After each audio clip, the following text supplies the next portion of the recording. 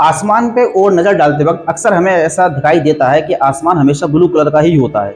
लेकिन ये बात कभी-कभी हमारे दिमाग में आती भी है कि कलर तो बहुत सारे होते हैं, लेकिन आसमान सिर्फ ब्लू कलर का ही हमें क्यों दिखाई देता है? आइए इसको इस छोटे से शॉर्ट्स में समझने की कोशिश करते हैं। सबसे पहले हमें ये समझना पड़ेगा कि जो व्हाइट लाइट जो होती है, एक सफ़ेद रोशनी के अंदर 7 कलर्स होते हैं और जिन कलर्स को शॉर्टकट लर्न करने की ट्रिक ये है विबग्यो। वी से वॉयलेट, आई से इंडिगो, बी से ब्लू, जी से ग्रीन और वाई से येलो, ओ से ऑरेंज और आर से रेड। तो एक व्हाइट लाइट के अंदर 7 कलर्स प्रेजेंट होते हैं। इसको न्यूटन ने प्रूफ कर दिया। न्यूटन ने क्या किया था, एक इस तरह का जो इमेज आप देख रहे हैं, उसमें एक उन्होंने रेक्टेंगुलर पीस लिया था, प्रिज्म ग्लास का एक रेक्टेंगुलर पीस था ग्लास का। इसमें उन्होंने एक तरफ से व्हाइट लाइट को डाला तो दूसरी तरफ से जो था तो व्हाइट लाइट बिखर करके 7 कलर्स में डिवाइड हो गई थी। इसको न्यूटन ने प्रूफ किया था। तो अब ये बात हमें समझ में आ गई कि व्हाइट लाइट के अंदर 7 कलर्स प्रेजेंट होते हैं। अब वापस उसी टॉपिक के ऊपर चलते हैं। तो होता यह है कि जब धूप जो होती है हमारे अर्थ के एटमॉस्फेयर के अंदर प्रवेश करती है, अर्थ के वातावरण के अंदर जब धूप आती है, तब अर्थ के एटमॉस्फेयर जो है वो सिर्फ गैसों का बना हुआ है। उसमें गैसेस हैं, बहुत सारी गैसेस मिक्स हैं। उसमें मेनली नाइट्रोजन है, ऑक्सीजन है और भी गैसेस है, कार्बन डाइऑक्साइड, आर्गन वगैरह, वो थोड़ी कम मात्रा में प्रेजेंट है। और गैस के अंदर सारे मॉलिक्यूल्स प्रेजेंट होते हैं। जैसे आपको स्क्रीन में दिखाई दे रहे होंगे, ये गैस के मॉलिक्यूल्स का स्ट्रक्चर है। इनके मॉलिक्यूल्स के बीच में स्पेस थोड़ा सा ज्यादा होता है as compare to solid, as compare to liquid. अब होता यह है कि जब सनलाइट आती है एटमॉस्फेयर से, व्हाइट कलर की सनलाइट आएगी और व्हाइट कलर की सनलाइट आने के बाद में जब वो लाइट इन मॉलिक्यूल से टकराएगी तो मॉलिक्यूल से टकराने के बाद ये लाइट बिखर जाती है।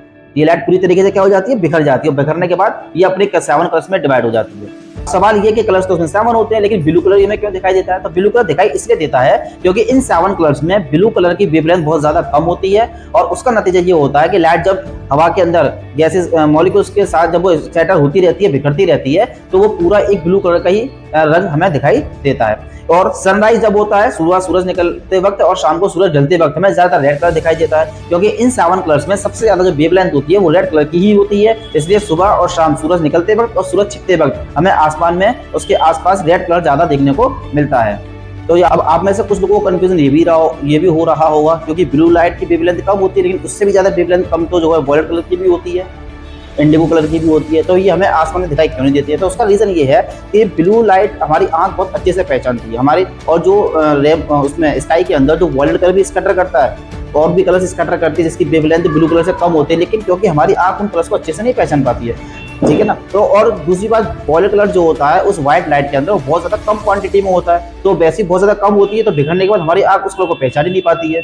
और कुछ कलर्स जो होते हैं उनकी वेवलेंथ भी इतनी कम होती है कि जो ओजोन लेयर है वो भी उनको अपने अंदर थोड़ी बहुत जो है एब्जॉर्ब कर लेती है। तो बेसिकली ब्लू कलर से कम वेवलेंथ वाले कलर्स भी प्रेजेंट है, लेकिन इसको हमारी आइज आइडेंटिफाई नहीं कर पाती है स्काई के अंदर, और कुछ वो ओजोन लेयर अपने अंदर एब्जॉर्ब कर लेती है। तो उसका रिजल्ट ये होता है कि हमें ज्यादातर ब्लू कलर